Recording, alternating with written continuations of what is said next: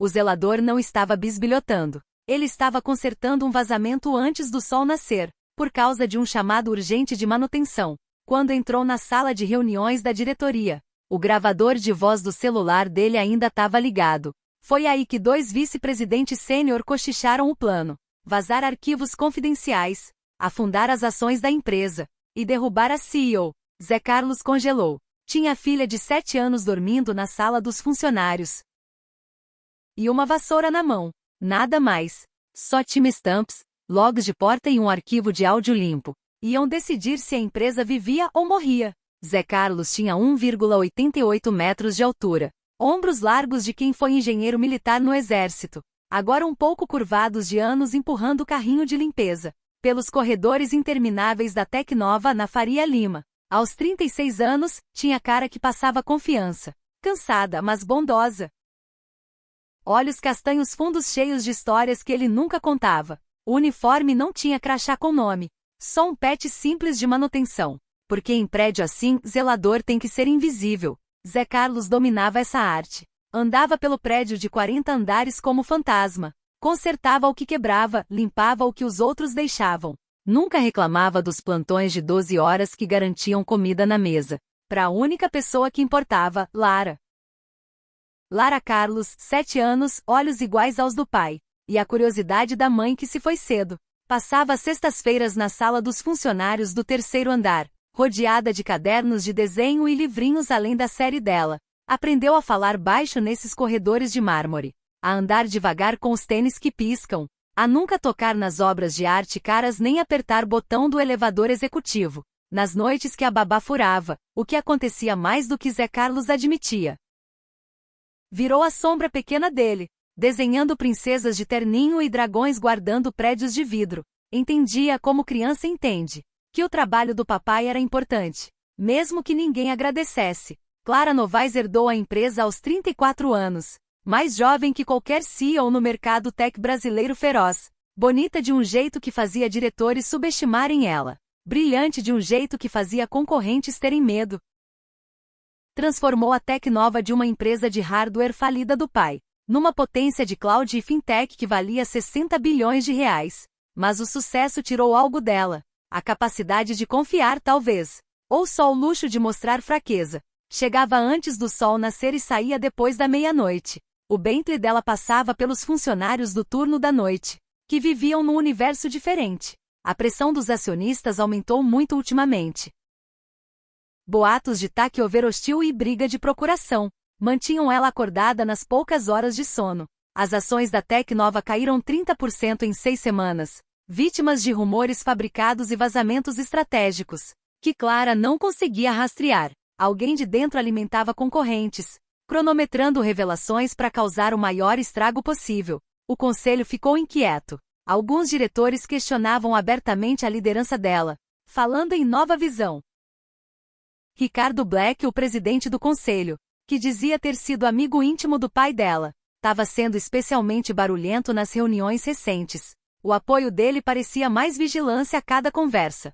Chegou a sugerir consultores externos da empresa que a Tecnova comprou num takeover hostil no ano passado, embora ninguém parecesse lembrar desse detalhe. O prédio inteiro parecia pulsar de tensão, dos andares da diretoria até a garagem subterrânea, onde Zé Carlos começava o turno. Ele notava as reuniões de madrugada que não apareciam na agenda oficial, o jeito que certos executivos paravam de falar quando a equipe de limpeza aparecia, os novos protocolos de segurança que pareciam mais para esconder do que proteger. Naquela terça-feira começou como qualquer plantão noturno. Zé Carlos bateu ponto às 23h45. Deu uma olhada na Lara, que já dormia no sofá gasto da sala dos funcionários. Lição de matemática espalhada na mesinha, toda feita direitinho como sempre. O chamado de manutenção chegou às 0h23. Prioridade: vazamento na sala de reuniões da diretoria. Risco de estragar o piso de mármore italiano que custava mais por metro quadrado do que Zé Carlos ganhava numa semana. Pegou as ferramentas, subiu pelo elevador de serviço até o 40º andar. Entrou num mundo de mogno e couro que podia ser outro planeta. O vazamento era real. Fissura fina no cano do banheiro executivo, pingando devagar no mármore que já estava manchado. Zé Carlos estava no telefone com a irmã, falando da peça de teatro da Lara na escola, tentando ver se ela podia cobrir o turno dele na sexta. Quando percebeu que o gravador de voz do celular antigo ainda estava rodando. Maníaco que continuava gravando mesmo depois que o outro desligava. Quis parar, mas o cano pedia atenção imediata. Ele estava debaixo da mesa de reunião, chave inglesa na mão, quando a porta eletrônica bipou. 2 pares de sapato social italiano entraram, andando com a confiança de quem acha que manda no pedaço. Zé Carlos reconheceu as vozes na hora. Marcos Veiga, vice de operações, e Diego Harrison, vice de tecnologia. Eram os mais confiáveis da Clara. Pelo menos era o que o jornal interno da empresa dizia. Zé Carlos ficou imóvel, não por querer escutar, mas por instinto de sobrevivência de quem limpa prédio. Executivo não gosta de lembrar que a faxina existe. 6 da manhã em ponto, disse Marcos, olhando o Rolex. 23 gigas direto para os servidores em Singapura. A ação despenca antes do café da manhã esfriar. Singapura? Diego virou pro vidro. Achei que era nos servidores das Cayman. Mudei ontem. O novato de Ti tava farejando a conexão das Cayman. Singapura é mais limpo. E tem anúncio de comércio amanhã. Cobertura perfeita pro vazamento. Parece espionagem industrial de fora. E os feios safes que ela instalou? Marcos deu uma risada fria, tipo gelo quebrando. Eu escrevi esses feios safes. Cada medida de segurança, cada trilha de auditoria. Eu sei contornar todos. 20 anos construindo a infraestrutura dessa empresa. E ela acha que o MBA dela deixa ela intocável. O celular de Zé Carlos continuava gravando. A luzinha vermelha minúscula, invisível no escuro debaixo da mesa. As mãos dele pararam no cano. Todo o músculo travado. Esses caras estavam planejando destruir não só a Clara Novaes, mas o sustento de 12 mil funcionários. Gente como ele com filho para criar, prestação de casa, conta de hospital que nunca acaba. A parte bonita, continuou Diego, é que a culpa vai cair nela. Falha de segurança no turno dela. Dados confidenciais vazados. Porque ela foi teimosa demais para ouvir nossas recomendações. O conselho não vai ter escolha, tira ela na hora. Eles ficaram mais 10 minutos, ajustando detalhes. Falando de conta na Suíça e países sem extradição como plano B. Zé Carlos ficou congelado debaixo da mesa, costas doendo, celular capturando cada palavra com precisão digital, que aguentaria qualquer tribunal. Quando eles saíram, rindo da festa de aniversário da Clara, que ela nem sabia que seria a última como CEO, Zé Carlos ficou mais 5 minutos lá embaixo, só para ter certeza que tinham ido embora mesmo. As mãos tremiam quando pegou o celular. Parou a gravação em 43 minutos e 17 segundos. O arquivo ficou maior que o esperado, mas o áudio estava cristalino. Zé Carlos aprendeu no exército que prova só vale com cadeia de custódia. Subiu o arquivo para 3 nuvens diferentes na hora. Mandou por e-mail para uma conta que criou só para isso. Salvou num pendrive no chaveiro. Tirou foto do log da porta mostrando Marcos e Diego entrando às 0h41. Print do chamado de manutenção que colocava ele legitimamente ali, e até foto da mancha d'água que levou ele pro local. Mas enquanto terminava de consertar o cano e guardava as ferramentas, o peso do que descobriu caiu nos ombros dele como uma bigorna. Ele era zelador, um Zé Ninguém nessa hierarquia corporativa. Quem ia acreditar nele contra 2 vice-presidentes com currículo impecável e diploma de elite? A caminhada de volta para a sala dos funcionários pareceu eterna. Cada passo ecoando nos corredores vazios como contagem regressiva, para uma decisão que ele não queria tomar. Zé Carlos parou na porta olhando Lara dormir, rostinho tranquilo sob a luz fluorescente. O caderno de desenho caiu no chão. O desenho mais recente mostrava um homem alto do lado de um prédio grande, de mãos dadas com uma menininha debaixo de um arco-íris. Em cima na letra caprichada dela, meu papai conserta tudo. Zé Carlos pensou na baixa do exército. Não foi desonrosa, mas também não honrosa. Recusou assinar equipamento com defeito que colocaria o pelotão em risco. Foi além do comandante, causou perturbação na cadeia de comando. O equipamento foi trocado. Vidas salvas. Mas a carreira dele acabou. Ele estava certo na época. Mas estar certo não pagou conta nem trouxe a esposa de volta do câncer, que levou ela enquanto ele estava em missão. Mas isso era diferente.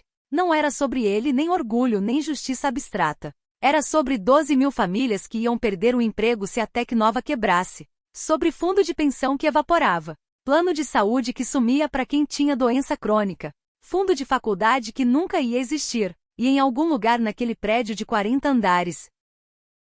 Uma mulher de 34 anos provavelmente ainda trabalhava, sem saber que os aliados mais próximos estavam afiando faca para as costas dela. Zé Carlos cobriu Lara com a jaqueta dele, beijou a testa dela bem de leve para não acordar, e tomou a decisão. O exército ensinou ele sobre cadeia de comando, mas também sobre dever. Às vezes os dois não batem. O canal de denúncia da Tecnova era supostamente anônimo. Portal seguro que prometia proteção para quem denunciava a irregularidade.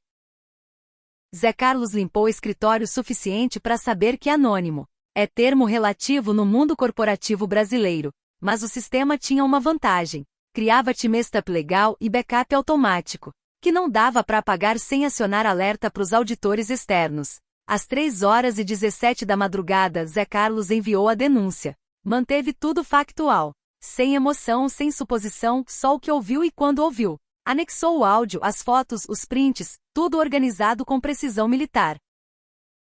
O sistema deu um número de caso, TC 000743. Ele decorou. Sabia que aquele número podia ser a única coisa entre a família dele e a ruína completa. A resposta do jurídico veio mais rápido que o esperado. Quinta de manhã, enquanto Zé Carlos tentava dormir algumas horas. Antes de buscar Lara na escola, o celular pessoal tocou com número bloqueado. Voz de mulher, profissional mas urgente.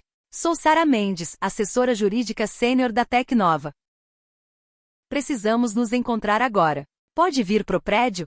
Não tô escalado até hoje à noite. Isso não pode esperar. Verificamos sua informação preliminar. Mas tem um problema. Que problema? Do tipo que pode tornar tudo inadmissível no tribunal. Vamos mandar um carro. O Towcar preto que chegou no prédio simples de Zé Carlos. Parecia absurdo no meio dos carros velhos e picapes dos vizinhos. Os vizinhos espiaram das janelas enquanto ele entrava. Usando o único terno que tinha, o da missa de 7º dia da esposa. Lara estava na escola, segura por enquanto. Mas Zé Carlos já tinha ligado para a irmã para ficar de sobreaviso para buscar ela se precisasse. A reunião foi numa sala segura no 38º andar. Uma que Zé Carlos nunca limpou porque precisava de credencial especial. Sara Mendes estava lá com mais 2 advogados. O chefe de segurança tinha uma mulher de RH que parecia querer estar em qualquer outro lugar. O áudio tá claro, disse Sara, abrindo o arquivo. Mas temos um problema. O Brasil exige consentimento de 2 partes para gravação em alguns casos.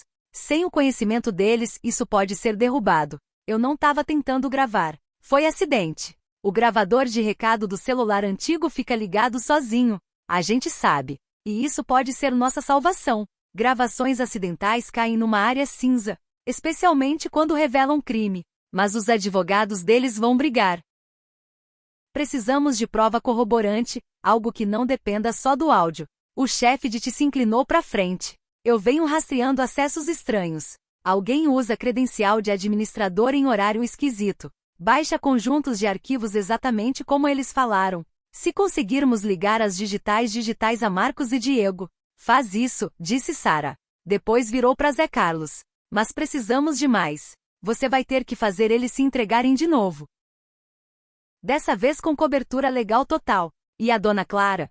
Perguntou Zé Carlos. Os advogados trocaram olhares. Vamos informar ela quando tudo estiver amarrado. Por enquanto, continue sua rotina normal. Consegue? Zé Carlos pensou em cruzar com Marcos e Diego nos corredores, limpando o escritório deles sabendo o que planejavam. Já fiz coisa mais difícil. Deram um botão de pânico para ele? Um aparelhinho que mandava localização e alerta de emergência se apertasse. Fizeram ele assinar um monte de acordo de confidencialidade, que daria para forrar o apartamento dele inteiro, cada um enfatizando as consequências legais graves se vazasse. Zé Carlos assinou tudo, notando que nenhum mencionava proteção para ele. Se as coisas dessem errado, a reunião com Clara Novaes veio 24 horas depois, marcada pro sábado à tarde, quando o prédio estava quase vazio. Zé Carlos chegou e encontrou ela na mesma sala de reuniões onde tudo começou. De costas para ele, olhando a cidade pela janela. Usava jeans e moletom simples. Primeira vez que ele via ela sem terno de grife. Você é o zelador, disse ela sem virar. Não era pergunta. Sim, senhora. Disseram que você salvou minha empresa. Só denunciei o que ouvi. Ela virou. Zé Carlos viu algo que não esperava. Cansaço cavado tão fundo que mudou o mapa do rosto dela. 20 anos, seu Carlos. Marcos segurou minha mão no enterro do meu pai.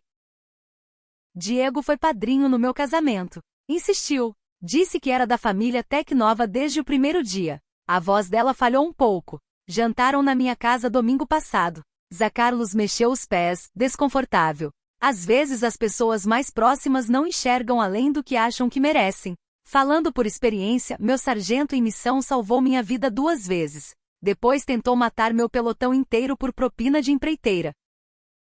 Às vezes gente boa faz escolha catastrófica. Ela estudou ele por um longo momento. Aquele zelador de terno mal ajustado que segurava o futuro dela nas mãos calejadas. Ofereceram dinheiro para você ficar quieto? Ninguém ofereceu nada ainda. Mas alguém vai. Marcos tem contato em tudo quanto é lugar. Quando perceber que tem vazamento, vai tentar tapar com dinheiro ou ameaça. Provavelmente os dois. Zé Carlos mostrou o celular, as confirmações de backup. Os uploads em vários servidores seguros. Aprendi no exército, senhora. Sempre tem a redundância no sistema. Pela primeira vez, algo parecido com respeito brilhou nos olhos dela. O que você quer, seu Carlos? Pelo silêncio, pela cooperação. Qual é o seu preço? Quero manter meu emprego. Quero minha filha segura. E quero que as pessoas que trabalham aqui ainda tenham emprego na segunda. Ela piscou como se ele tivesse falado em outra língua. Só isso? Isso é tudo. O plano que montaram era simples e elegante. Criaram arquivos armadilha, documentos que pareciam legítimos, mas tinham marca d'água oculta e código de rastreio. Modificaram logs de acesso para mostrar padrões que só fariam sentido se alguém estivesse roubando dados sistematicamente. Sara Mendes contatou gente na CVM e na Polícia Federal, preparando o terreno pro que vinha. E Zé Carlos continuou os plantões, passando pano, esvaziando lixeira. Usando o microfone que subia direto para servidor seguro. Demorou menos de 48 horas para Marcos fazer contato. Zé Carlos estava limpando o banheiro executivo na terça à noite, quando a porta trancou eletronicamente atrás dele. Marcos apareceu, terno de R$50 mil. Sorriso afiado como bisturi. Zé Carlos, né? Tem quanto tempo aqui?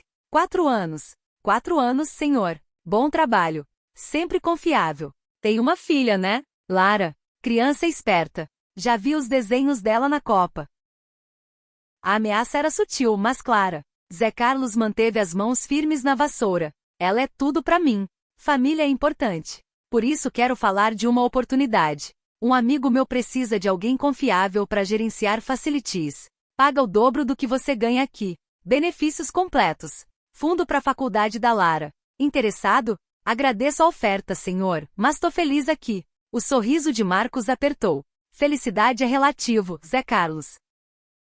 Eu tô aqui há 20 anos. 20 anos. Construí a infraestrutura que faz essa empresa funcionar.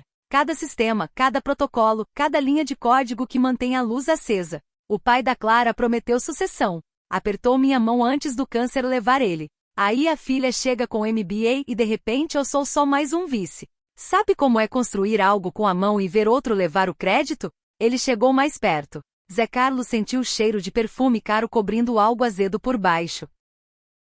Desespero, talvez. Ou raiva fermentada por 2 décadas. Às vezes ficar muito tempo num lugar pode fazer mal à saúde. O tom voltou para ameaça. Acidente acontece em prédio desse tamanho. Cano estoura. Elevador falha. Pessoa escorrega em chão molhado. Menininha é abordada por estranho no parquinho. Trágico, né? Como o mundo tá perigoso. O microfone capturou cada palavra. Transmitiu em tempo real para agentes numa van lá fora. Zé Carlos representou bem o papel. O zelador intimidado que só queria ficar em paz. Marcos saiu achando que entregou o recado, sem saber que acabou de adicionar intimidação de testemunha na lista de crimes dele. Mas Diego era mais esperto, mais paranoico. Mandou alguém seguir Zé Carlos para casa. Um Voyage cinza estacionado na frente do prédio por 3 dias seguidos. Na quinta, Lara chegou da escola chorando, porque um homem estranho se aproximou no recreio, perguntando do trabalho do papai, oferecendo bala se ela contasse o que o papai falava em casa. Aquilo cruzou a linha. Transformou Zé Carlos de denunciante relutante em anjo vingador. Ligou para Sara Mendes na hora. Em uma hora agentes da PF estavam vendo o vídeo da câmera da escola, identificando o cara como investigador particular ligado à espionagem corporativa. A própria Clara apareceu no apartamento de Zé Carlos naquela noite, algo que os vizinhos comentaram por semanas. Ameaçar sua filha, disse ela. Não era pergunta, era constatação com peso de quem entendia na pele. Ameaçaram. Vamos antecipar o cronograma. Consegue deixar a Lara em lugar seguro por uns dias? A irmã de Zé Carlos morava a 3 horas dali. Longe o suficiente para segurança, perto o suficiente para ele chegar se precisasse. Levou Lara para lá naquela noite, explicando como férias surpresa. Mas ela era esperta demais para não notar as mãos brancas dele no volante. Papai, você tá com problema?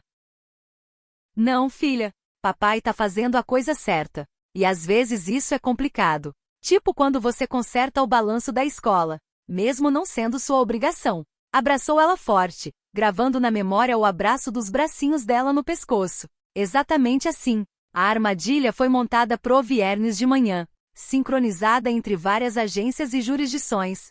Zé Carlos foi escalado para limpar a sala de servidores às 5 horas. Tarefa que exigia a presença dele enquanto Marcos e Diego executavam a transferência final de dados. A PF queria pegar eles no flagra, aparelhos na mão. Sem escapatória legal. Tudo começou conforme o plano. Zé Carlos entrou na sala de servidores com o carrinho de limpeza. O zumbido conhecido de milhares de processadores cobria qualquer nervosismo nos movimentos dele. Às 5h23, Marcos chegou. Diego 2 minutos depois. Ignoraram Zé Carlos completamente. Só mais um móvel no mundo corporativo deles. 12 minutos pro término da transferência, disse Diego, conectando um drive criptografado militar no servidor principal, mas parou dedos pairando sobre o tablet. Espera, esses checksums estão errados. Marcos chegou mais perto. Como assim? As assinaturas dos arquivos. Alguém colocou marcadores de rastreio. Marca d'água. Esses não são os arquivos limpos. A voz de Diego subiu um pouco. É armadilha. A mão de Zé Carlos apertou o cabo da vassoura. As equipes da PF estavam a 3 minutos de distância, esperando a confissão completa. Se Marcos e Diego fugissem agora, perdiam tudo. Diego já estava tirando o drive. Vamos abortar. Apagar tudo. Não. Marcos segurou o pulso dele. Pensa. Se soubessem, a PF já estava aqui. Isso é paranoia da Clara. Colocou rastreador em tudo. Eu tiro em 90 segundos. Tem certeza? Eu escrevi o protocolo de rastreio. Confia. Eles ficaram. Dedos de Marcos voando no teclado, tirando marcas d'água enquanto completava o roubo. Zé Carlos via os segundos passarem, sabendo que cada momento dava mais prova para a PF, mas também aumentava o risco de fuga. Continuou passando pano. O microfone capturando tudo. Equipe reserva nos corredores e elevadores. Mas aí veio a reviravolta que ninguém esperava. Uma terceira pessoa entrou na sala de servidores. Ricardo Black, presidente do conselho. O suposto maior apoiador da Clara. Cavalheiros, disse Ricardo calmo. Pequena mudança de planos. A PF foi alertada. Tem denunciante. Precisamos acelerar tudo e jogar a culpa em outra pessoa. Os olhos de Ricardo encontraram Zé Carlos pela primeira vez. Ele, o zelador é perfeito. Funcionário ressentido, passado militar, acesso a áreas seguras. Vamos achar os dados roubados nos dispositivos pessoais dele, que Diego vai plantar agora nos servidores. A mão de Zé Carlos apertou mais forte a vassoura, mas manteve a farsa. Tudo aquilo estava sendo gravado. Ricardo Black tinha acabado de confessar a conspiração inteira. Mas senhor, começou Marcos, o plano original. O plano original não contava com vigilância. Alguém estava olhando, escutando. Provavelmente a própria Clara. Ela é mais esperta do que demos crédito. Mas não importa. A gente controla a narrativa. Zelador roubando segredo corporativo para vender para concorrente. A mídia vai engolir. Diego tirou um segundo drive, etiquetado com o número de matrícula de Zé Carlos. A perícia vai ficar perfeita. Credencial dele e histórico de cartão de acesso. Até e-mail de conta falsificada. Ninguém vai acreditar em zelador contra toda a diretoria. Foi aí que Zé Carlos tomou uma decisão fora de qualquer roteiro. Pegou o celular, fingindo ver mensagem. Mas na verdade enviou um texto pré-escrito pro tablet da Lara. Lembra o que eu te ensinei sobre emergência? Faz agora. Lara, a 3 horas dali, acordada e preocupada com o pai, recebeu a mensagem e fez exatamente o que treinaram. Apertou o botão de transmissão de emergência no tablet que Zé Carlos modificou, enviando a gravação de seguro para todas as grandes redações CVM, PF. E o mais importante, pro e-mail de todos os funcionários da Tecnova. O efeito foi imediato no prédio inteiro. Celulares começaram a vibrar, alertas pipocando. 43 minutos de áudio cristalino inundaram o ar. A voz de Marcos e Diego planejando sabotagem corporativa, ecoando em milhares de aparelhos ao mesmo tempo. A cara de Ricardo Black passou de satisfação presunçosa para cinza em 3 segundos. Que isso? Isso, disse Zé Carlos, largando a vassoura e ficando em pé na altura total dele. É o som da verdade. A porta explodiu. Agentes da PF invadindo com arma em punho, gritando para todo mundo no chão. Zé Carlos já estava lá, mãos atrás da cabeça, seguindo o protocolo. Enquanto o caos explodia ao redor, Marcos tentou correr, levou um tackle de um agente metade do tamanho dele. Diego tentou destruir os drives, só conseguiu cortar a mão no plástico quebrado, antes de ser algemado. Ricardo Black, 70 anos e antes intocável, foi lido os direitos enquanto chorava pedindo remédio pro coração.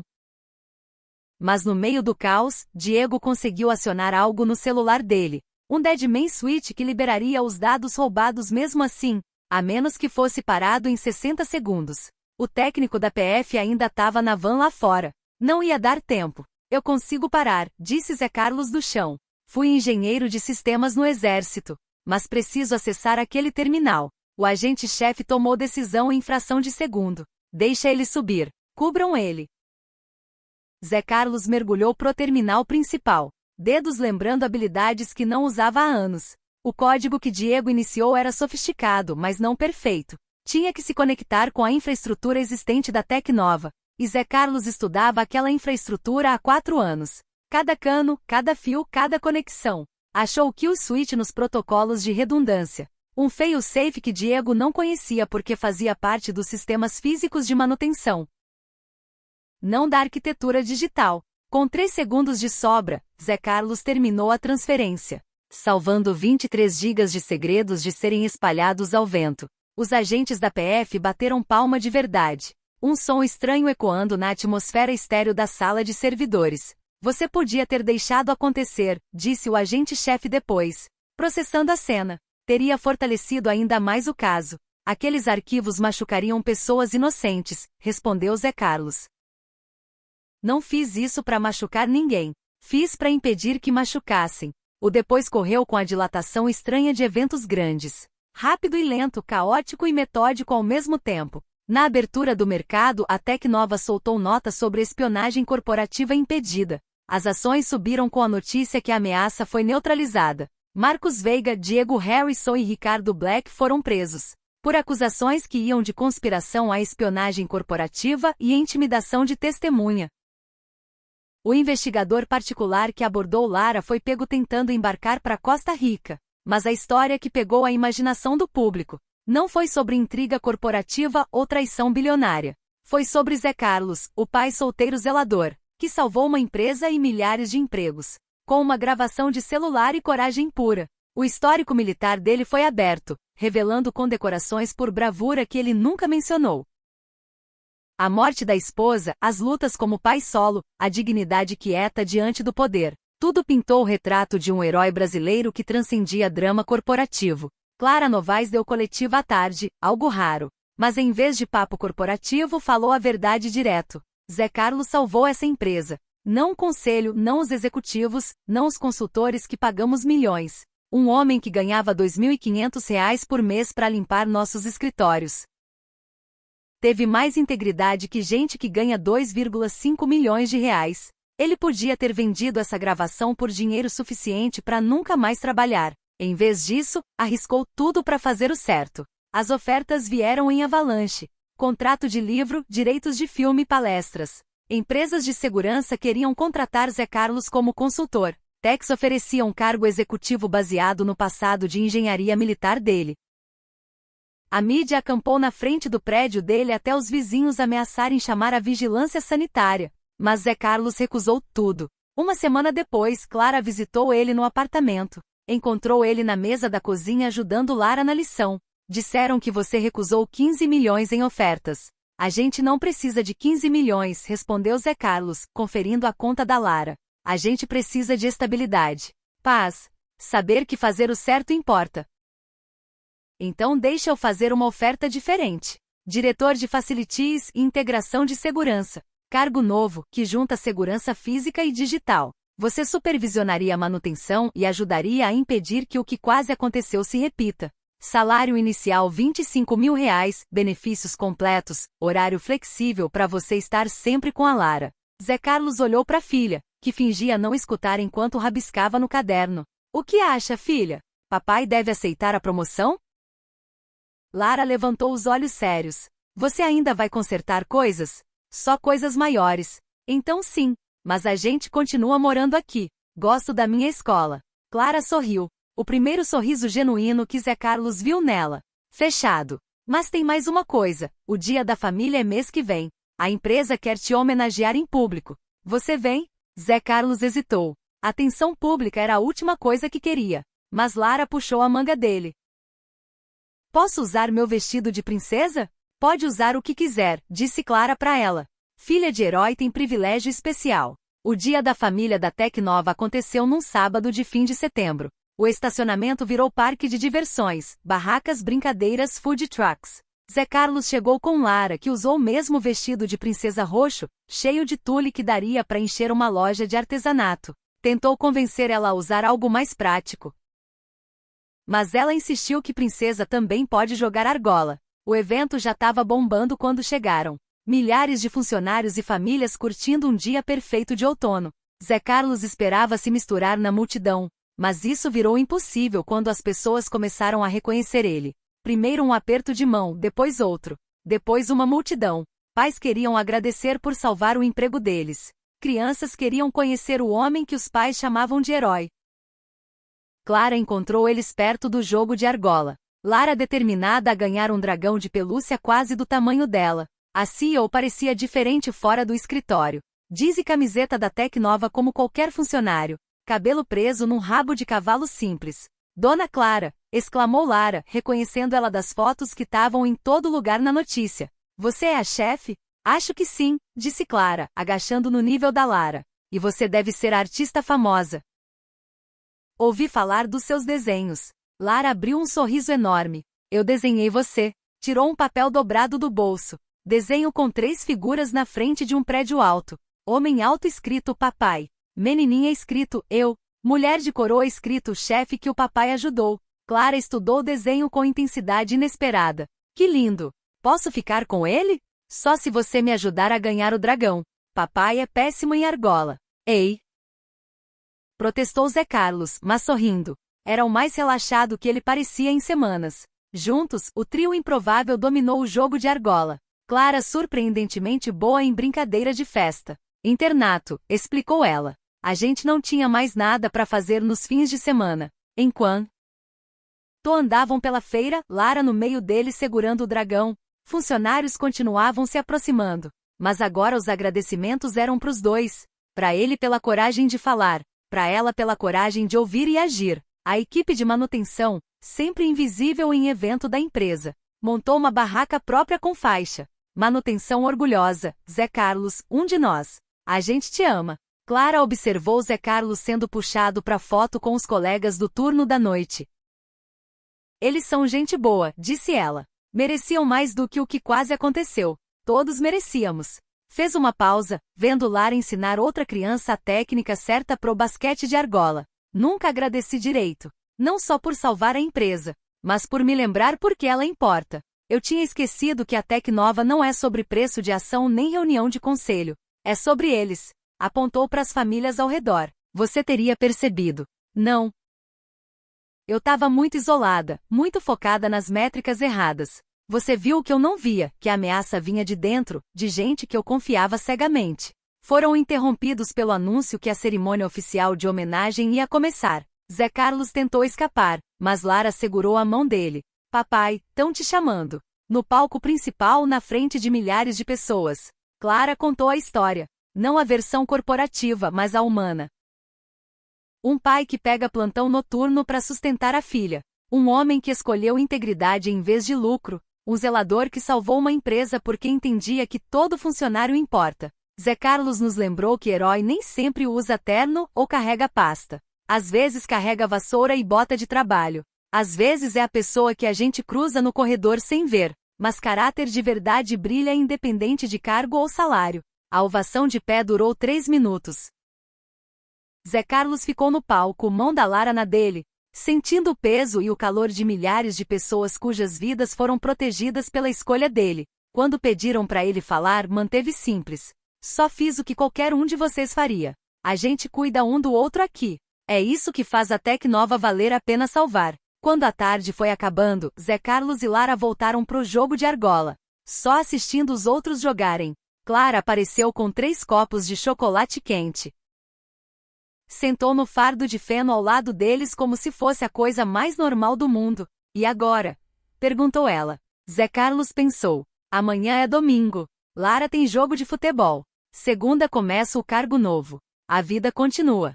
Simples assim. As melhores coisas geralmente são. Lara, com bigode de chocolate, olhou para os 2 adultos. Com aquela expressão calculista de criança que acha que entende algo que adulto não entende. Dona Clara, você gosta de futebol? Nunca fui num jogo. Então vem amanhã. Papai sempre fica sozinho porque os outros pais falam de coisa chata. Zé Carlos começou a protestar, mas Clara já estava pegando o celular. Que horas? Enquanto o sol se punha sobre o estacionamento transformado da Tecnova, lançando sombras longas dos brinquedos e barracas, os 3 sentaram naquele fardo de feno, compartilhando chocolate quente, vendo as famílias curtirem um dia que quase não aconteceu. A investigação continuou por meses. Julgamentos viraram manchete. E a segurança corporativa foi revolucionada com o que ficou conhecido como Protocolo Zé Carlos. Mas naquele momento era mais simples. Um homem que consertava coisas. Uma menininha que desenhava sonhos. E uma mulher aprendendo a ver além de planilhas. 3 vidas cruzadas por acaso e mudadas por escolha. Zé Carlos nunca quis fama nem fortuna. Tropeçou no momento que exigiu coragem. E descobriu que ainda tinha um pouco sobrando. Apesar de todas as vezes que a vida tentou tirar dele, a gravação que salvou a Tecnova agora ficava em cofre de prova da PF e servidores de backup. Mas o poder real dela já tinha sido solto. Prova de que uma pessoa, não importa quão insignificante pareça, pode enfrentar corrupção e vencer. Meses depois, quando revistas de negócios fizeram matérias de fim de ano sobre escândalos e triunfos corporativos, Zé Carlos recusou toda a entrevista. Tava ocupado demais com o cargo novo. Um que colocava ele trabalhando com todo mundo. De programador iniciante a executivo sênior. Construindo pontes entre o mundo físico e o digital que mantinham a Tecnova segura. O escritório dele, e ele ainda sorria pensando que tinha escritório de verdade. Ficava estrategicamente entre o departamento de manutenção e TI. Uma ponte literal entre 2 mundos. Os desenhos da Lara decoravam aquele escritório, incluindo a obra-prima mais recente. A Tecnova com um cavaleiro de uniforme de zelador montando guarda, uma princesa de roxo do lado dele, e uma rainha de terninho olhando da torre mais alta. Embaixo, na letra cada vez mais caprichada dela, escreveu: "Todo mundo importa. Papai me ensinou isso." Clara Novaes guardou aquele primeiro desenho do Dia da Família, emoldurado na mesa dela. Quando diretores ou investidores perguntavam sobre ele, ela contava a história. Como a integridade de um zelador salvou o que todas as análises de risco e planejamento estratégico deixaram passar. Virou ponto de referência para uma nova cultura na empresa. Uma que valorizava caráter acima de currículo, coragem acima de conexões. A última cena que todo mundo lembra daquele Dia da Família foi simples. Zé Carlos empurrando Lara no balanço. A risada dela ecoando pelo estacionamento. Enquanto Clara ficava perto, parecendo mais em paz do que alguém já viu. 3 pessoas que nunca deveriam ter se conhecido, juntadas por conspiração corporativa, e mantidas juntas por algo mais valioso que qualquer stock option.